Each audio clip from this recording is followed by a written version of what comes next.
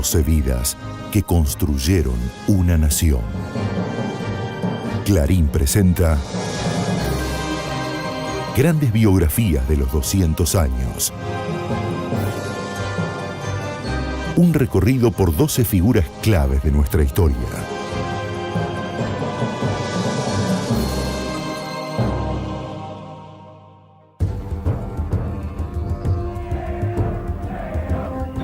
Eran miles y llenaron la Plaza de Mayo en ese despejado 17 de octubre de 1945.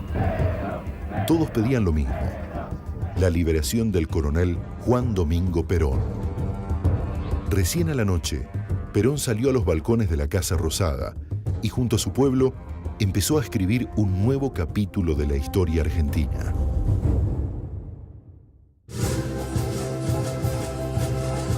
Perón fue un gran conductor político que tenía muy en claro un inclusivo modelo de país. Perón fue el que inventó la política moderna en este país. Es esencialmente e ideológicamente pueblo-céntrico, porque él trabajó para el pueblo.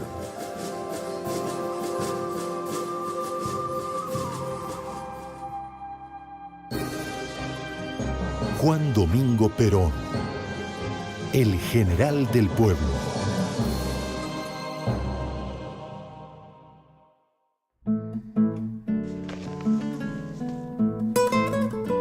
Perón nació el 8 de octubre de 1895 en Lobos, Buenos Aires.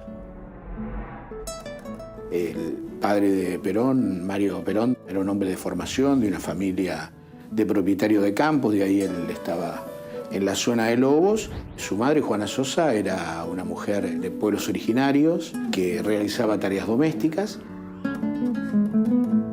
Hay varias controversias sobre el lugar y la fecha de nacimiento. De todas formas, la documentación del siglo XIX respecto a la identidad de las personas tiene muchísimas limitaciones y la de Perón no es una excepción. A partir del nacimiento de Juan Domingo, la familia empieza a convertirse en una familia nómada. Eran chacareros y de menor cuantía. Ellos dejaron la zona de la provincia de Buenos Aires, se trasladaron al sur, vivieron durante un largo tiempo en Santa Cruz y después en la zona de Chubut.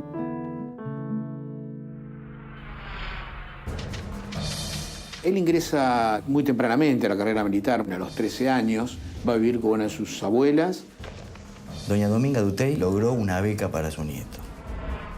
El hecho de que Perón haya ingresado a la carrera militar, se haya recibido y haya desarrollado toda su carrera, lo marca definitivamente porque Perón, ante todo, y él mismo siempre lo admitió, fue un militar en su concepción.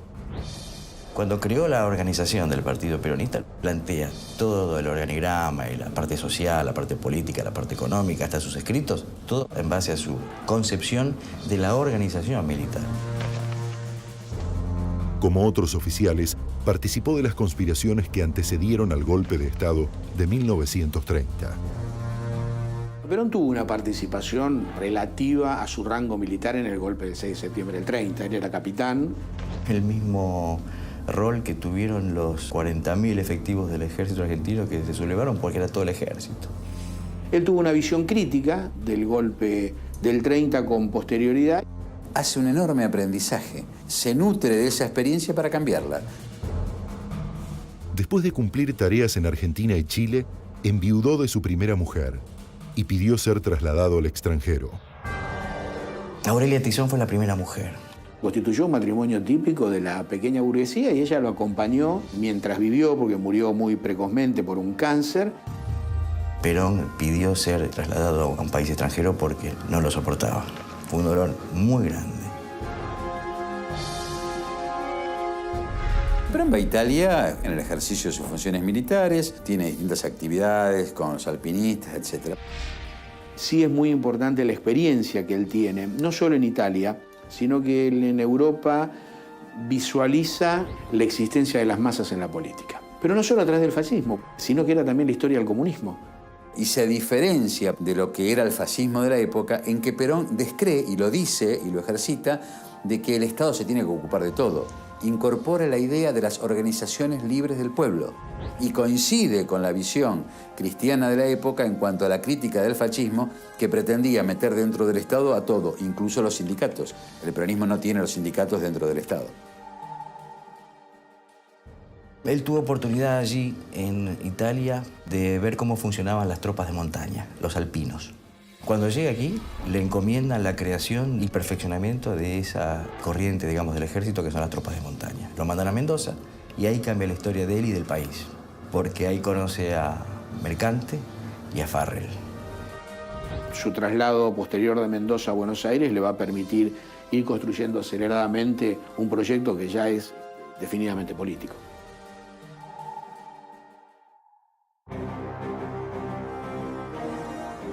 De regreso a Buenos Aires, Perón se integró en el GOU, Grupo de Oficiales Unidos. El GOU era una agrupación netamente militar donde poco a poco Perón va tomando la jefatura o la organización completa de ella y la va moldeando de acuerdo a sus necesidades políticas, que ya las tenía. El GOU sí tiene un común denominador, su profundo antiliberalismo y su profundo desprecio por ese modelo especulativo, por ese modelo de concentración económica que dejaba a un pueblo afuera y daba todos los beneficios a la oligarquía de la Argentina.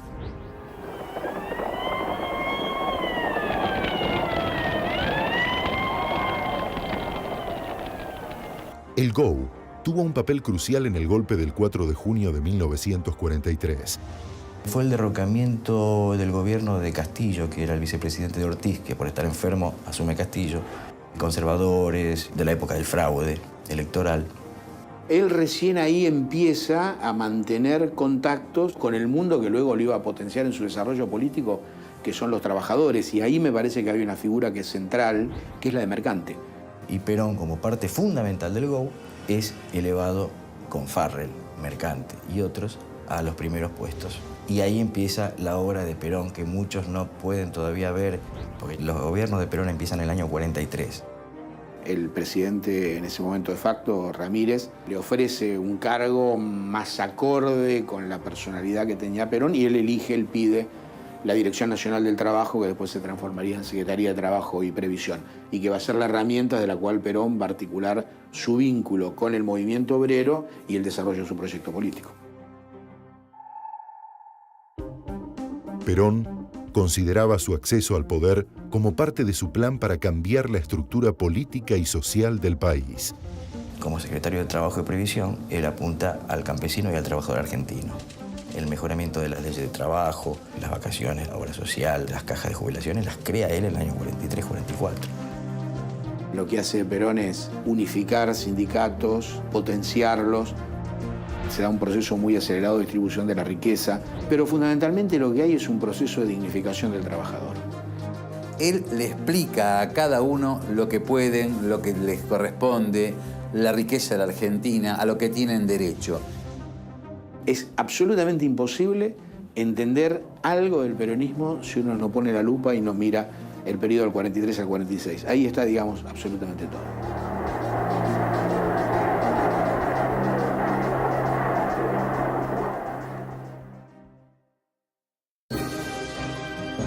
La casa donde creció Juan Domingo Perón en la localidad bonaerense de Lobos preserva intactos los elementos de su infancia. También se conserva la estancia en Camarones y el departamento en el que vivió junto a Evita en la ciudad de Buenos Aires.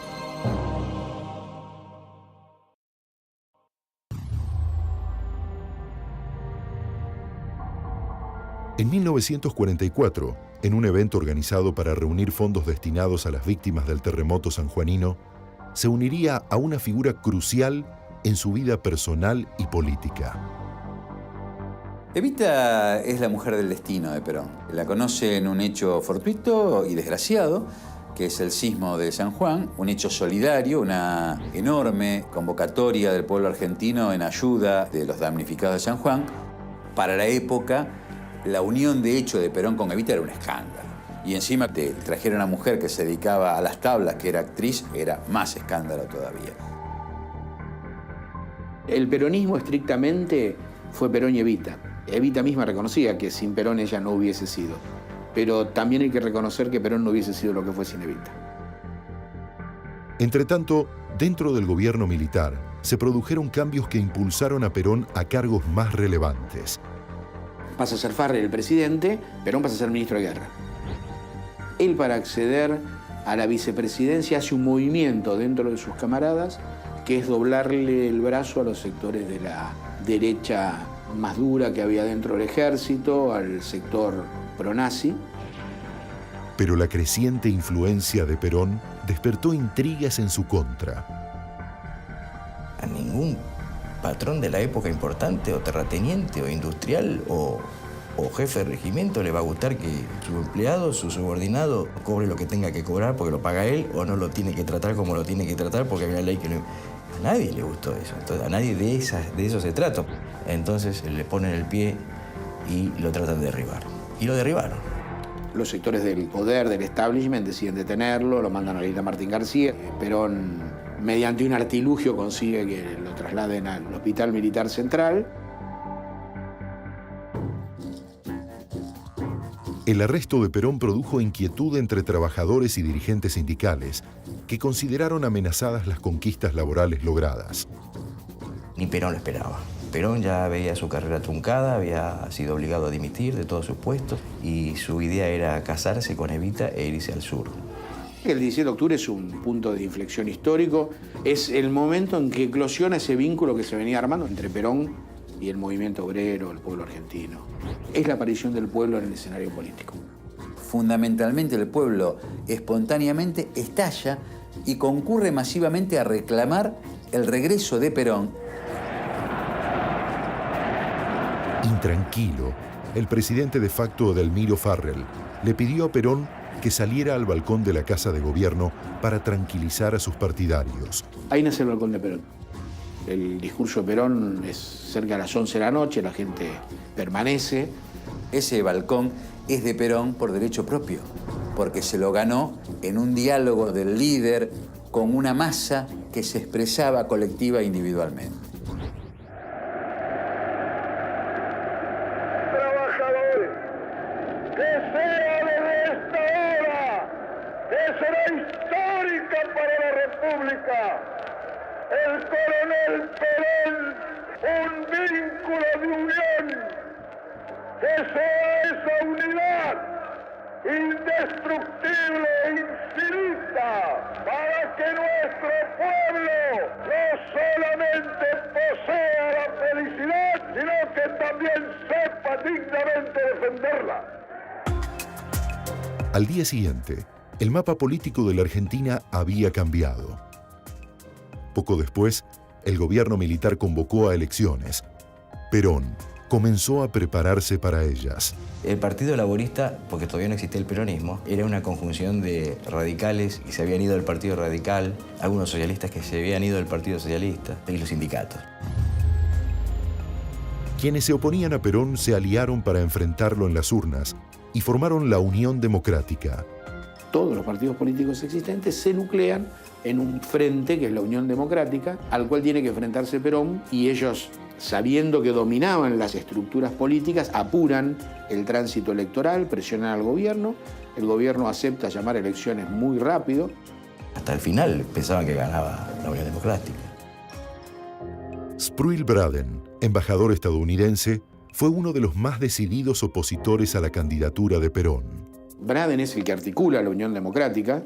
Cree que puede él dictarle a la Argentina con absoluta soberbia quién lo debe gobernar. Perón es el que hace la síntesis de Braden o Perón, no solo como síntesis publicitaria, sino como definición ideológica, es la que le permite en esa polarización construir una alternativa que se enfrentara a todo el sistema. Y Perón gana fundamentalmente en el 46 la presidencia por su accionar en esos 3 años anteriores, a través de los sindicatos y los gremios, del contacto directo de él con el trabajador.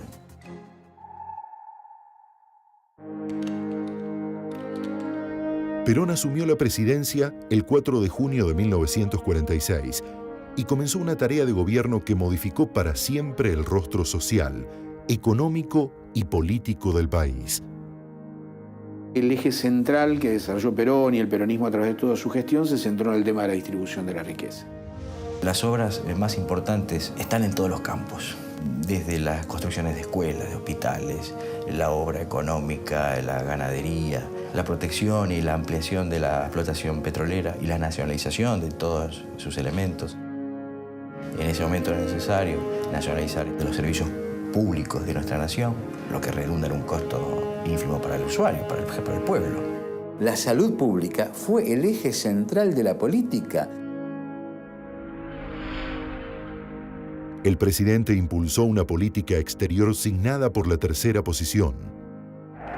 Yo he dicho infinitas veces que estábamos en contra de toda política internacional imperialista.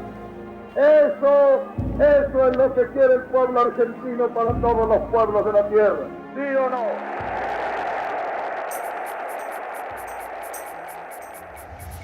Frente a este mundo dicotómico, que es el mundo que luego va a desembocar en el tema de la Guerra Fría, se define claramente como una alternativa al colectivismo que plantea el modelo soviético y el individualismo ultranza que plantea el liberal capitalismo norteamericano. En lo social, Perón contó con el accionar impetuoso de Evita, que fortaleció el apoyo a su gobierno entre los sectores más humildes.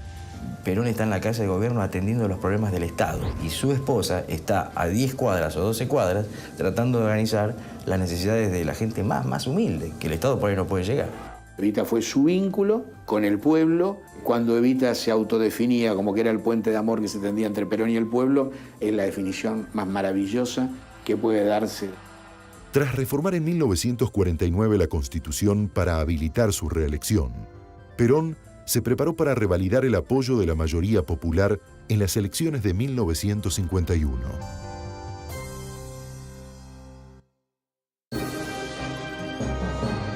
Por orden de la Revolución Libertadora, se demolió la residencia presidencial Álzaga Unzué, en donde se levanta hoy la Biblioteca Nacional. La sede de la Fundación Evita fue convertida en Facultad de Ingeniería. El albergue Warnes, planificado como el mayor hospital infantil de Sudamérica, se transformó en refugio de indigentes hasta que fue dinamitado en marzo de 1995.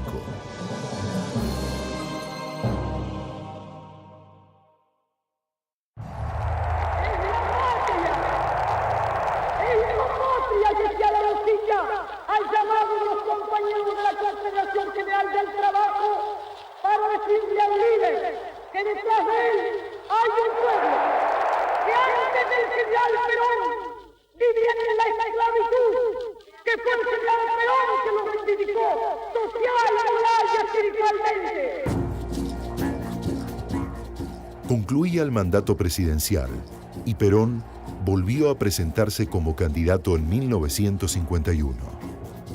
Si había ganado de manera medianamente ajustada la primera elección, gana de manera abrumadora esa elección del año 51.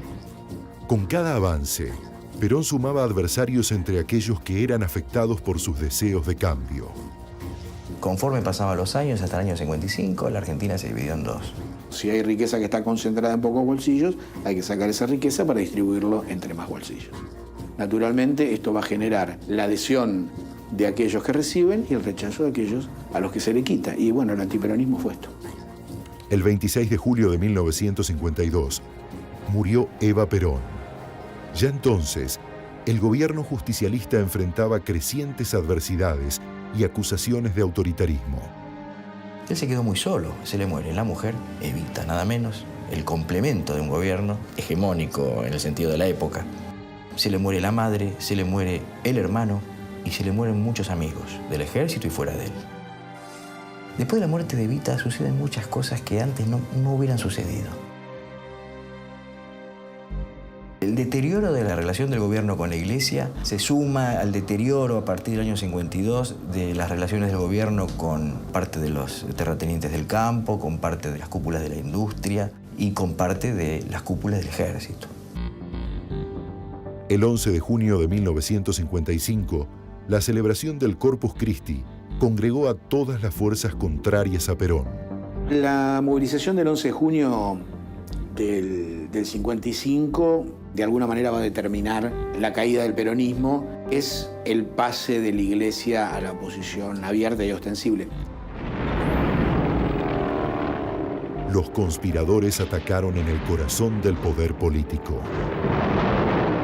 Cuando la Fuerza Aérea de la Marina decide hacer este levantamiento el 16 de junio del 55, los aviones que se supone que iban a hacer un vuelo rasante sobre la Casa Rosada para desagraviar a la bandera, deciden aprovechar esa circunstancia para bombardear la Casa Rosada y matar a Perón. Es un crimen de lesa patria. Bombardearon la Plaza de Mayo, bombardearon la Casa de Gobierno. Se sabía que había sido programada una manifestación una hora antes. Este hecho de ver los aviones con la señal del Cristo vence enfureció y llevó a algo que existió, que fue la quema de las iglesias. La violencia anticipaba un desenlace dramático del segundo gobierno de Perón.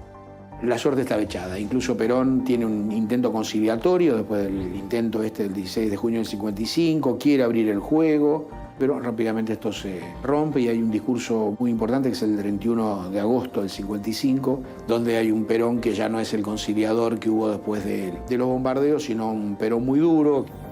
Y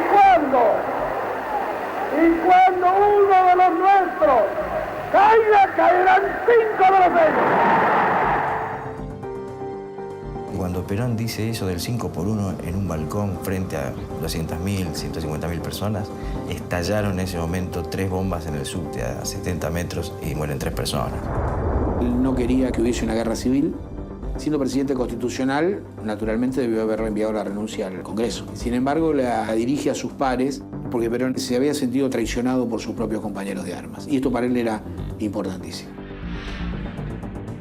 Lonardi y Rojas asumen la conducción de un movimiento revolucionario, con el beneplácito, por supuesto, de la mayoría de los partidos políticos, los sectores industriales, grandes cúpulas y demás.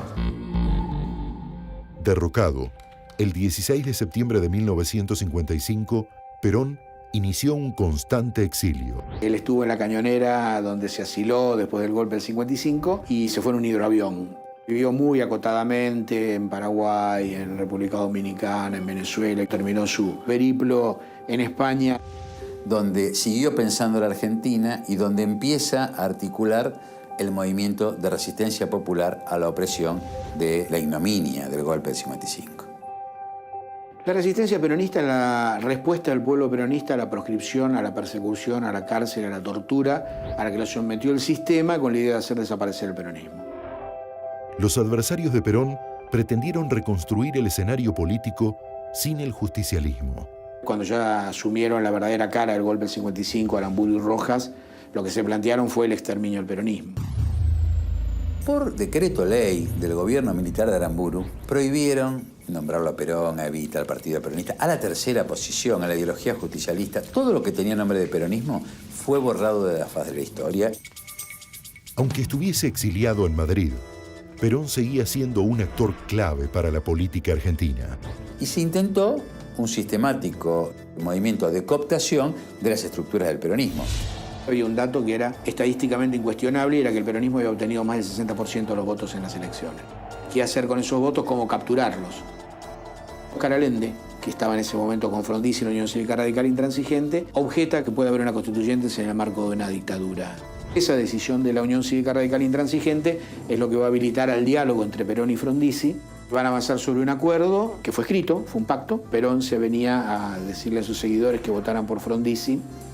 Lo interesante es que Perón le pide una cosa esencialmente a Frondizi en ese acuerdo, que le devuelva la personería a la CGT. El derrocamiento de Frondizi terminó con la política de alianzas de Perón. La crisis económica y la creciente violencia política mostraron que era imposible hallar una salida que no contemplara el regreso del líder justicialista.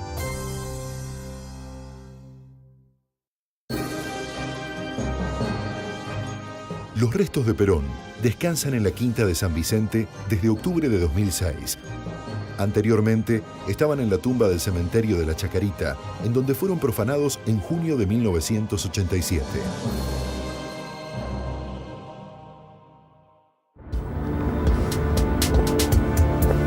Se iniciaba la década de 1970 y la crisis obligó a los antiperonistas a reconsiderar su política de proscripción. Lanús abre una negociación con Perón. Y termina diseñando esto del Gran Acuerdo Nacional y generando la convocatoria a unas elecciones amañadas donde se lo proscribe a Perón por una cláusula de residencia. Que el Gran Acuerdo Nacional fue un fiasco, al cual adhirieron partidos minúsculos, partidos provinciales. Perón vuelve a la Argentina, luego de casi 18 años de exilio, en noviembre del 72. Pensando que puede pasar sus últimos días y tratando de organizar y tratando de componer. Se conformó un frente, que fue el Frente Cívico Liberación Nacional, incluyó al radicalismo en el diálogo. Hay un gesto de Balbín, que había sido un opositor histórico. No solo asistió, no solo se reconcilió con Perón, sino que participaron de este acuerdo, a partir del cual nadie, por lo menos de ese grupo, iba a aceptar participar en las elecciones y el peronismo era proscripto. Perón se vuelve rápidamente a España, está poco tiempo en la Argentina, y antes de irse lo designa Cámpora como candidato. Cámpora representó, y realmente fue así, el tipo más leal que Perón imaginó para algo tan delicado como para cederle el gobierno. El triunfo de Cámpora permitió el regreso definitivo de Perón. Pero las tensiones internas del justicialismo condujeron a una masacre el día de su retorno. Lamentablemente, a partir del 11 de marzo del 73, a izquierda y a derecha se le insubordinan los distintos sectores que habían hecho uso de la violencia a Perón y a Cámpora, y se producen hechos tremendos. Cuando Perón regresa y se produce el enfrentamiento de Seiza, es el propio Cámpora que le pide a Perón que asuma la presidencia. El clima de enfrentamiento hizo comprender a Perón que debía regresar a la presidencia. Triunfó en las siguientes elecciones, acompañado en la fórmula por su esposa, María Estela Martínez de Perón. Una de las grandezas que tiene el Perón que regresa es el haber cambiado aquel axioma que era tan caro al peronismo, de que para un peronista no hay nada mejor que otro peronista. Transformaron que para un argentino no hay nada mejor que otro argentino. El intento de acercarse al radicalismo encontró un obstáculo en las fuerzas internas del peronismo, entre ellas la que respondía al ministro de Bienestar Social, José López Rega.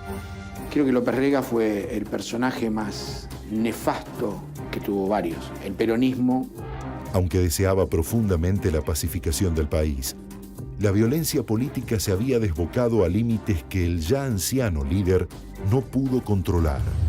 La muerte de José Ignacio Rucci, más allá de lo afectivo, es un ataque al corazón de la estrategia del Pacto Social de Perón. Quienes lo asesinan se oponían al Pacto Social. Creían que era un pacto burgués, creían que era un pacto reaccionario. Así como la muerte de Rucci fue asestarle un duro golpe al Pacto Social, rompiendo una de las tres patas que lo sostenían, López Rega sustituye y ataca a Helbar, la otra pata del Pacto Social, e incorpora a la Unión Industrial, que sustituye a la CGE de Helbar, a nada más y a nada menos que Alfredo José Martínez Dios. Poco tiempo después de que Perón asumiera la presidencia, tiene un edema pulmonar.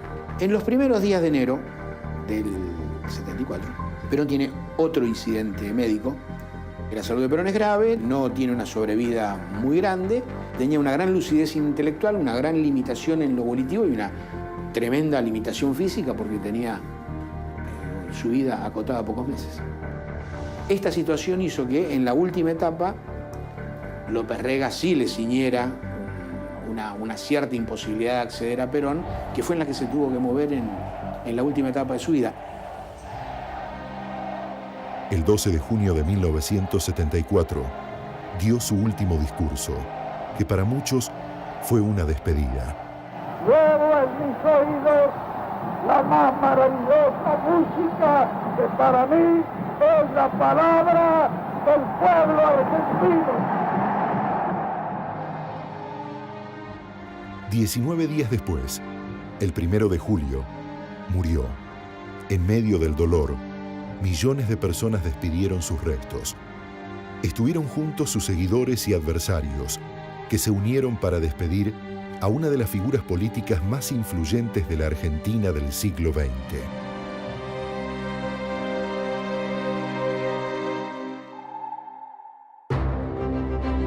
Perón fue un tipo tan grande en el desarrollo de sus ideas que además se tomó el trabajo de dejar un legado que fue el modelo argentino para el proyecto nacional. Y Perón dejó una clara concepción de la visión geopolítica, de la visión estratégica. El legado de Perón es un intento por organizar una nación. Aún hoy, Juan Domingo Perón sigue siendo la referencia obligada para comprender el escenario político argentino. Su paso por el poder cambió para siempre la historia de todo un país.